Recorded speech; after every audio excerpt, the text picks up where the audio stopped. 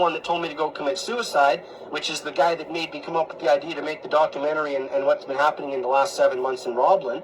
I've got like 150 screenshots. I've got 250 names of people in the areas that shared this post slandering me and my daughter, and they didn't care. I've been to some of the biggest businesses that are franchises, and nobody cared. And I'm just shutting my mouth. I'm not going and causing trouble. But there's two businesses. There's the three-way Esso, and there's this place called Parkland Granite and Tile. Now, Parkland Granite and Tile is the place that originally assaulted me back in March 2021. I forgave them. They slandered me. I forgave them.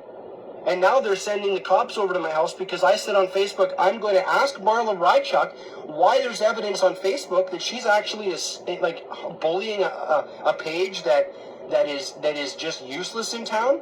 Not only is she doing that, but she's lying to a child about doing so.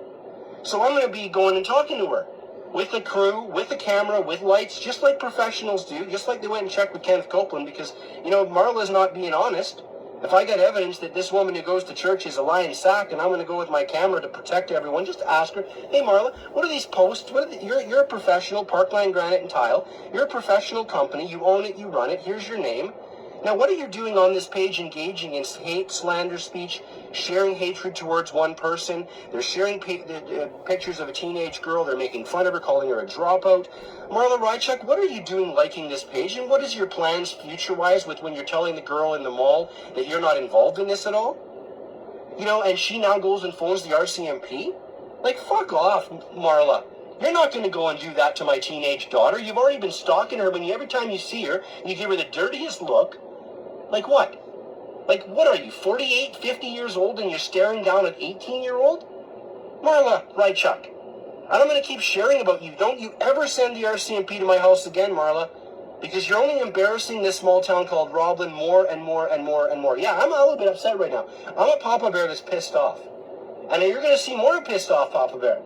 And more pissed off Papa Bear's friends are going to start coming out of the woodwork and phoning this small town going, what in the hell is going on in this small town called Roblin, where we just had a suicide a month ago, and now we have another teenager being bullied on a Facebook page? Are you guys on crack in that town? I mean, even though the news articles say you are you really?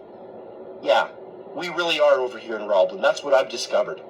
Roblin, goddamn Manitoba. Goddamn side goddamned, and godless.